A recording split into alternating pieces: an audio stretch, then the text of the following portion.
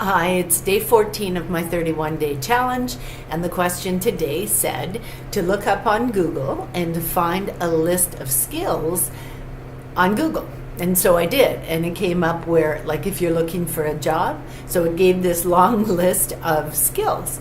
And what they want me to do with that list of skills from Google, okay, it has to be on Google, find a list of skills on Google which describe you. So I went through all their skills, and I mean, I was in the workforce for a long time, and I was a professional, and so I have a lot of the skills that were listed on the document that you would need if you were going into a job interview or if you were looking for a specific job. So it asked which skills describe me. Well, so here goes. Here goes. We'll see. So the list of skills, okay, the useful skills. Communication. It talks about public speaking, active listening, verbal and non-verbal communication, written communication, friendliness, and empathy. And that's all under the guise of communication. Sorry. Anyhow, so public speaking, I did public speaking, and the reason why I did is because I used to have to do meetings at the local Chamber of Commerce where I worked, and I used to have to actually solicit clients for my agency. I also had to, I chaired a couple of meetings with the Chamber of Commerce that I worked with. So active listening, you have to know what your clients require. Now, I worked as a program developer. So I was developing the outlets and the worker base. Like, I was actually finding the professionals to send out to these clients. So of course I had to have very good active listening skills. I had to be able to kind of hear their story, the client story or the agency story, and find out what exactly that they were looking for. So yeah, that takes quite an element of active listening, being able to see what people actually need. Verbal and non-verbal communication, it had to be good. It had to be excellent, actually, bordering on excellent anyway, because you can't go into a meeting or a conversation without being able to pick up on either spoken or unspoken cues from the people that you're working with. Written communication, I was very, all through my school years and right up into my adult years, and even now to this day, I'm very cautious with written statements. Anything that I write, I'm cautious with literacy, with spelling, with using the right terminology for the right situation. Especially when you're working in a field where you're doing a lot of typing, because I basically ran the office. But I also had to communicate with the clients, and I had to communicate with peers, and I had to communicate. There was a lot of back and forth going on, especially between agencies. So I would contact the agency, I would find out what they need, I would set up a meeting, find people who were advertised for those people, find out what their skill set was, and put them in the appropriate situation, the appropriate job. Okay, so friendliness. I think I'm friendly. Empathy, definitely in my field, because I worked with, a few different jobs. I worked with physically and mentally and all the disabled. I worked with the disabled. So I worked with people who were physically challenged, mentally challenged, and I would even say financially challenged, because I would have to find avenues for them to utilize, and I would encourage them. And if it wasn't through my own agency, it would be, I could recommend them to an agency that could fulfill their needs. So yeah, you had to have a high amount of empathy. You had to be able to put yourself in that person's shoes, right? And to know basically what they need. Okay, so problem solving. I think. Now, don't forget, these are a list of skills from Google that they want me to correlate to what I am or what I think I'm like, right? So, problem solving. I'm a single woman. I'm a senior. I've been through those struggles. So, I know how to problem solve. I know how to find the resources that I need in order to survive. And you know what? I've been doing it. Organization. You don't get to be 63 years old, trust me, without having some form of organization, especially when you've traveled for work. I mean, I went right across the country. Where I am in Canada, I went right across the country to British Columbia to work. And, I got off the plane. I had a job right off the plane. So, yeah, you have to be organized. You have to be organized. I had to basically make it from point A to point B to point C, and all those things in between. So, yes, of course, I'm organized. Leadership and time management. Yeah, I have those things. Time management, how do you run an office without time management? I had to correlate jobs, and I had to correlate workers, and I had to, make it to business meetings, make it to Chamber of Commerce meetings. I had to set up all sorts of activities within the office itself. So yeah, leadership and time management, definitely I had. Creativity.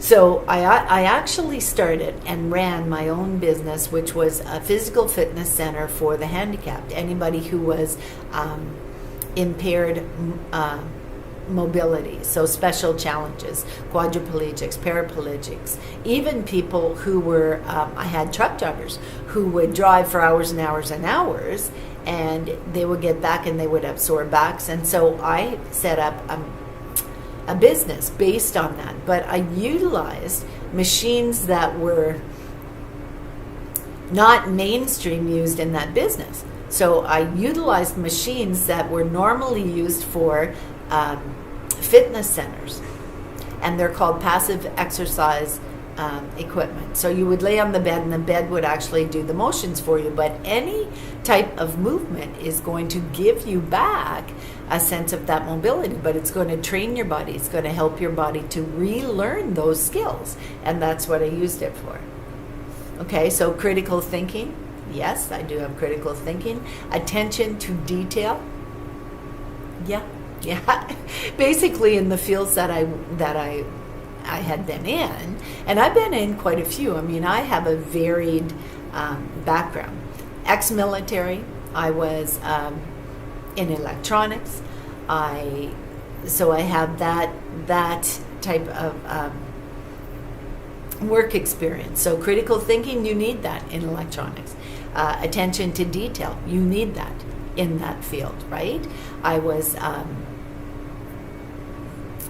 heavy equipment operator in my 20s. And I was one of the first heavy equipment operators on one of the bases that I thrived on. So once again, critical thinking, attention to detail, teamwork. I was, when I was a heavy equipment operator, it was part of the course. It was an MSc Op 935 course in the military, but part of that course was learning how to operate heavy equipment. I've operated snowplows. I've operated graders. I've operated loaders. I've loaded 5-ton trucks.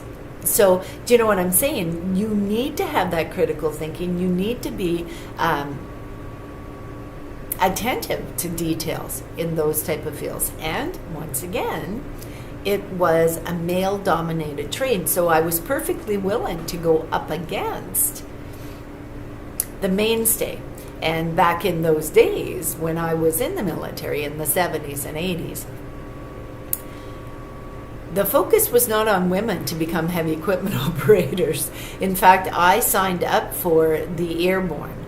And just when they started to accept women in the field, that's around the time that I had taken my release from the military, and I did get married. So, and I married, someone who wasn't in that lifestyle. And so that's how it went.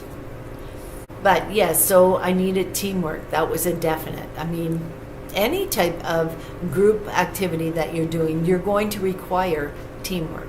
And I definitely had that.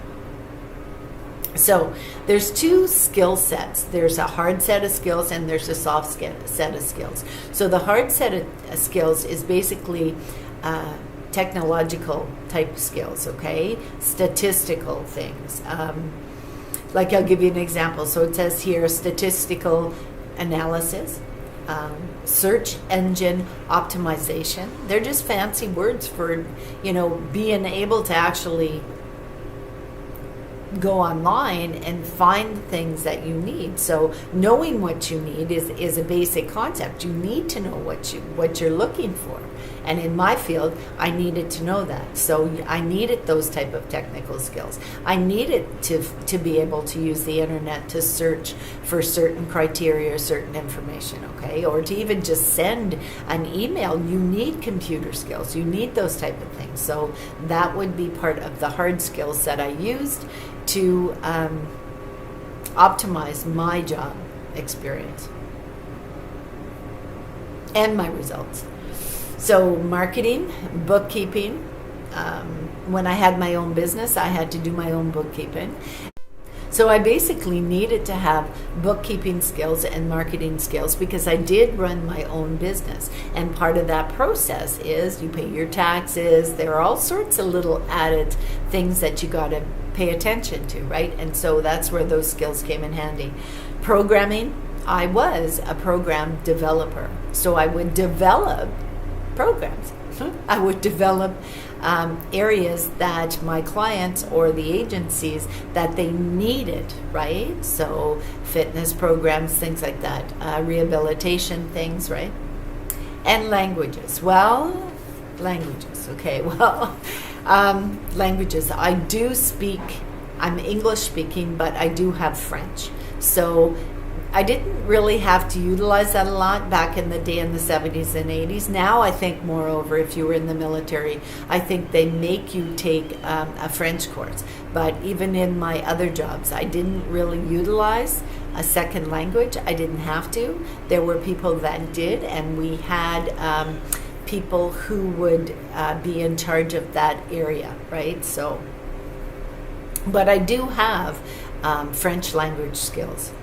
Okay, so then there's the other side of that coin, which is the soft skills. And the soft skills are basically habits that determine how effectively you work on your own and with others. And so those are transferable traits, okay? Those are traits that you can use in different circumstances, like critical thinking and creativity.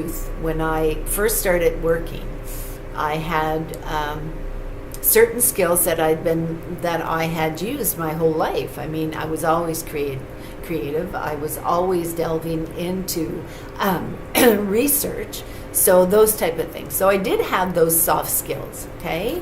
But I had to focus on them. I had to focus on the details of those. So even though I was used to doing research online or at the library, I mean, back in the day, we didn't really have access to the computers as we do now. So I would have to learn how to use a computer. So what did I do? I took a computer course. I took a business course. And I took all these courses prior to entering a professional field. Like when I was, I think I was, back in the day, I think I was only 13. Yeah, 13. And I was bundling newspapers for a local newspaper in my hometown. And I think I was 13. I'm not even sure. But it wasn't like now where I think you have to be 16 to get a job or to actually put your name into that situation. So I think there's a certain age limit. Back in those days, I was 13 and I was working at paper bundling. So that has to be, you have to put people's addresses. You have to make sure the addresses are correct. So there was a lot of skills that I learned along the way. And so the skills that I have now have been added to. through my careers, and I've had many different careers. So I personally think that having all those skills and having quite a few jobs, and it was hard to get contracts, and a lot of the contracts were short term in my era. It wasn't one of the lucky ones. I didn't pick, I wasn't able to pick a field that had a lot of longevity, so I didn't get pension plans and things like that. I mean, I was military, but I got out prior to being able to accommodate a lifelong career in the military. I got out. I got married. I raised my children. It's all part of the process, and everything happens for a reason. So, but the skills that I learned in the military, I carried with me all through those years of raising my children. And, I raised my kids on my own, so those skills came in handy. Try raising 3 kids on your own. Try paying the bills and the rent and finding the jobs and making sure that they're going to good schools and they're getting the opportunities that they need. That takes a lot of balls. So it takes a lot of guts, takes a lot of determination, a lot of these skills that you put into a job, you also put those into raising children. So try raising children and having a job and actually having a life. So those 3 things combined, I had to organize my time. If I didn't, my kids, I had a daughter that went to study in France. I have a daughter that has traveled the world. I have a son that excelled in pole vaulting. So those type of skills, if I had just kind of sequestered my kids and I wasn't able to organize my life, I wasn't able to organize my finances or find a place to live that was viable for them to get those opportunities, they might not have achieved the things that they achieved. Now, I'm not taking credit for their laurels. I'm not. But what I'm saying is, I did what I needed to do to provide them with those opportunities so they could show their skills, so they could achieve, so they could, sit on that victor or have that victor's crown. So I did what I had to do to accommodate the need that they had to excel in their lives. And they did. They made me so proud. I'm so proud of my children for all the things that they have achieved. And hopefully they know that. And if they don't, they'll see this video and they will. But I would wish anyone who's out there and just starting out in the workforce, right? Look at the skills that you already have, that you already bring with you as you're starting that journey into working and paying taxes and the whole gamut, right? So look at the skills you already have and build on those skills. Be proud of who you are. Be confident. Stand up in your own strength, okay? Because there's nothing that you can't achieve if you don't put your mind to it. If you put your mind to it, honey, you can achieve anything you want. Put your mind to it. You want love? Put your mind to it. You want the perfect relationship? Put some effort into it. You want the perfect job? Get some experience. Get some education. Get what you need in order to go down that road. Right? So if you know what type of field you want to get into and you know the skills that they need, and if you don't, look it up, research it, do the Google search like I did, and then take those skills and find out what courses you can take to accommodate those skills prior to starting that job. What you need in this world nowadays is you need something a little extra. And that's why when you're doing a resume, you don't just focus on your technical skills. You need to focus on your soft skills. You need to focus on your personality. You need to focus on your perseverance, your determination, your loyalty, those type of things. They also want to hear about that. They don't just want to hear technical skills. They want a list of them. And trust me, they do. They do. So, look at all your skills. Don't just look at your technical skills, okay? And good luck to you if you're just joining the workforce. I am pretty close to the end of my journey, and so I wish you well on yours, and I hope that your career and your future is successful and fulfilling, and I only wish the best for you. So take care, and I shall see you on day 14 of my 31-day challenge. The good Lord be willing.